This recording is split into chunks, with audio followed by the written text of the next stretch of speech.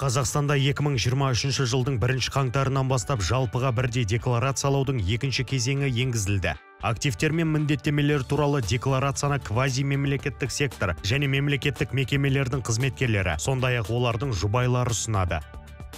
Шетелде мүлкі бар азаматтар жылжымайтын мүлкін, әуе, теңіз және өзен кемелерін, көлік құралдары мен шоттарындағы сомасы 1000 айлық есептік көрсеткіштен асатын ақшасын көрсетеді.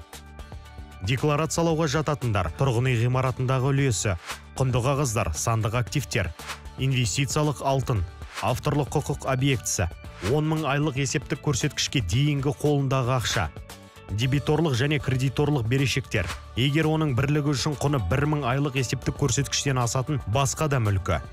Декларацияны электронды түрде 15 қыркүйекке дейін салық төлеушінің кабинетінде cabinet.sалық.kz немесе электрондық үкімет порталы egov.kz не мобильді қосымша арқылы тапсыру қажет.